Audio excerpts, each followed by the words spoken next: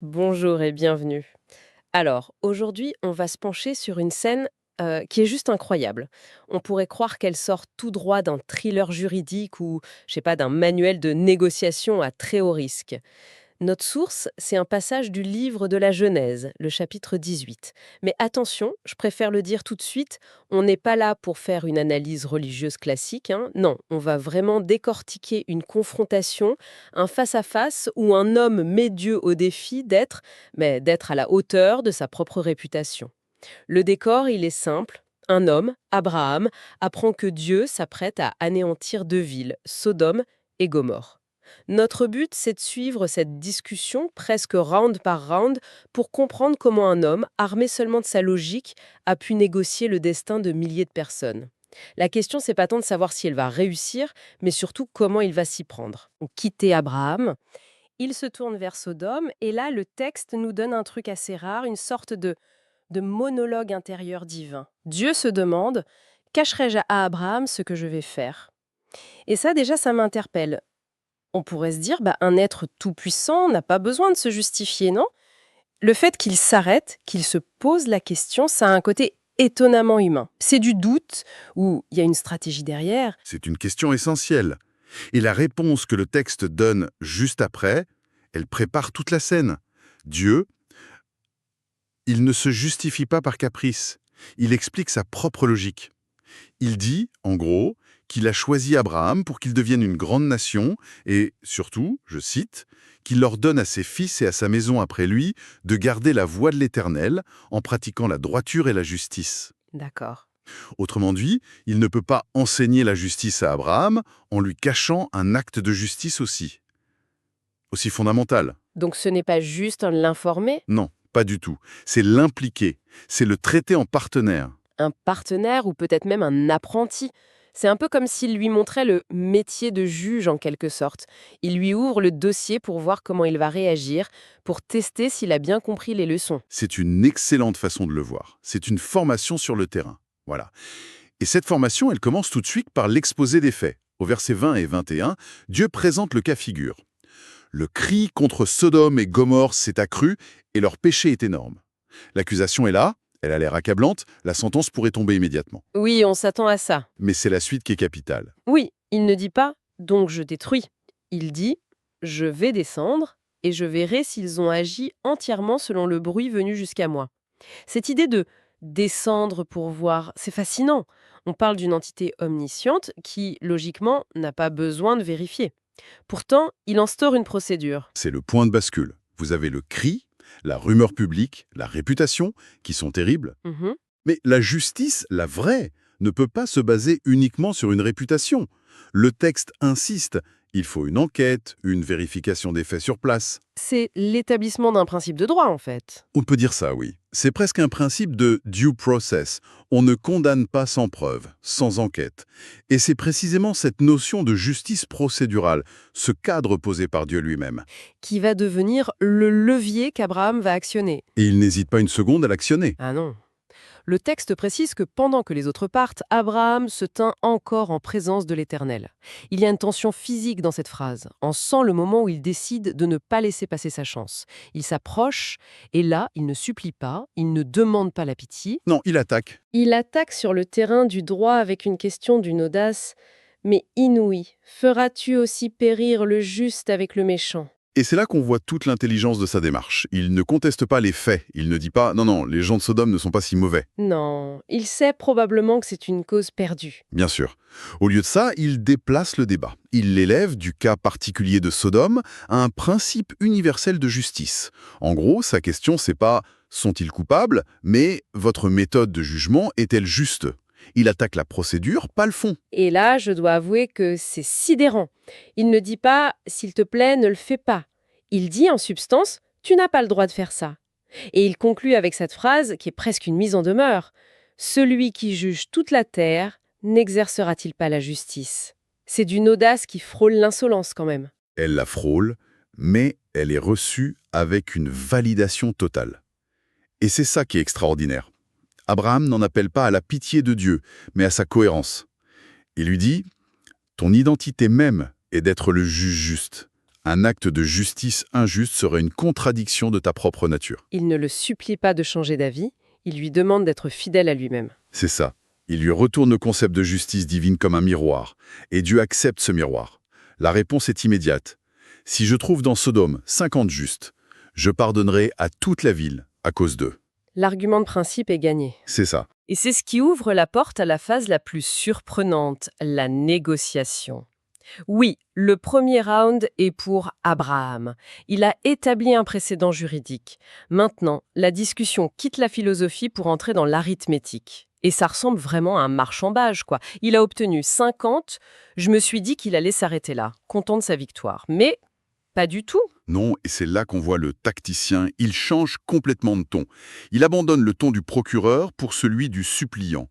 Au verset 27, il dit « Voici, j'ai osé parler au Seigneur, moi qui ne suis que poudre et cendre. » Ah oui. Il se rabaisse, il fait acte d'une humilité extrême. C'est une manœuvre rhétorique incroyablement habile. Mais est-ce que cette humilité est sincère ou c'est une pure stratégie de négociation? Parce que juste après s'être traité de poussière, il enchaîne. Peut-être des 50 justes en manquera-t-il 5. Il a à peine fini de s'excuser qu'il demande déjà une nouvelle concession. Je pense que c'est les deux. Et c'est ça qui rend le personnage si complexe et si crédible. Il y a sans doute une peur réelle, la conscience de parler à une puissance infinie. Mais il y a aussi une intelligence stratégique évidente. Cette humilité affichée, elle sert à désamorcer toute irritation potentielle de son interlocuteur. D'accord. À chaque nouvelle demande, il va répéter une formule de précaution. Que le Seigneur ne s'irrite point. C'est une technique de négociation classique, ça. On rassure l'autre partie tout en continuant de pousser son avantage. C'est exactement ça. Il enveloppe l'audace du fond dans la soumission de la forme. Et ça marche. Il passe de 50 à 45. Dieu accepte. Puis 40. Accepté. 30. Accepté. 20. Accepté. Il y a une psychologie fascinante ici. Chaque oui de Dieu ne fait pas que sauver potentiellement plus de gens, il valide la démarche d'Abraham et le renforce dans sa conviction qu'il est sur la bonne voie. Tout à fait. Il sent qu'il y a une marge de manœuvre et il l'exploite jusqu'au bout. Et pendant ce compte à rebours, un glissement conceptuel majeur s'opère.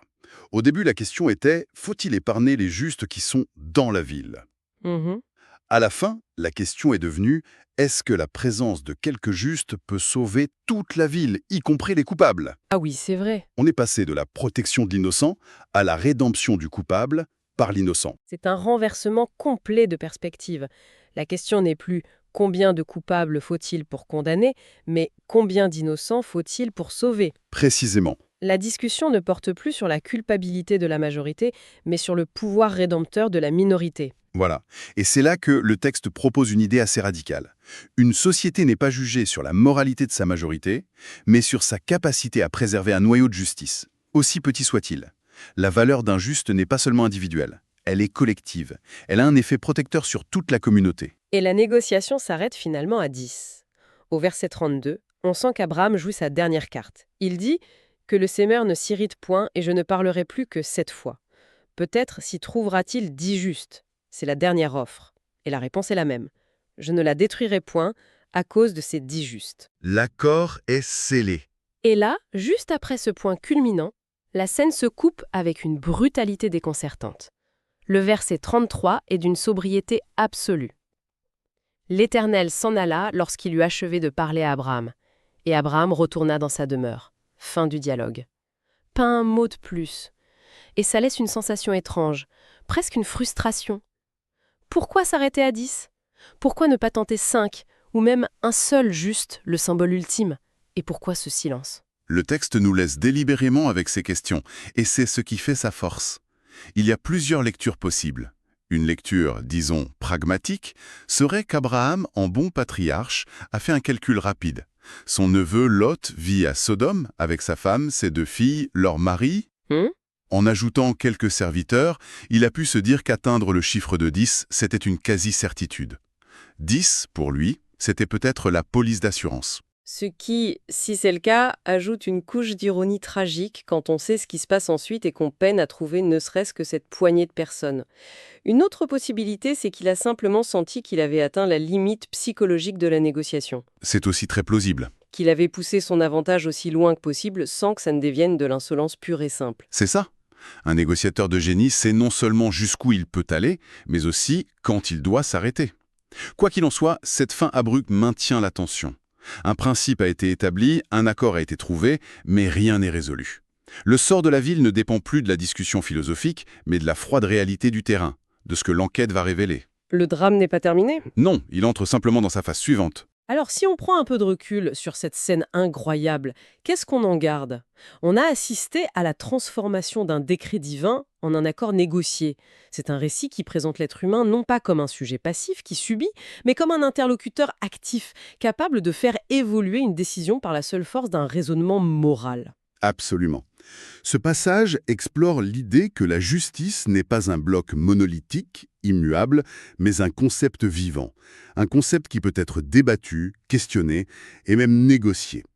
Il suggère que la voix humaine, quand elle plaide pour la cohérence et la droiture, a un poids considérable même face à l'autorité la plus absolue. C'est vrai. L'idée centrale, c'est que la présence, même ultra-minoritaire, de personnes justes a une valeur rédemptrice totalement disproportionnée pour une société. Leur simple existence est un bouclier. Et tout cela nous laisse avec une dernière pensée, une question qui flotte après la fin du dialogue. Abraham s'est arrêté à 10. Il a obtenu un seuil de miséricorde. Mais la question que le texte nous pose en creux, c'est peut-être pas de savoir quel est le nombre minimum de justes pour sauver une société. La question est peut-être plus personnelle et plus dérangeante. Si nous faisons partie de ces 10, ou ces 5, ou même si nous sommes cette seule personne juste au milieu d'un environnement qui ne l'est pas, quelle est notre responsabilité? Ce n'est plus une question de nombre pour être sauvé. Non, c'est une question d'action à mener. Et cette réflexion-là, elle dépasse largement le cadre de ce récit ancien pour nous interpeller, ici et maintenant.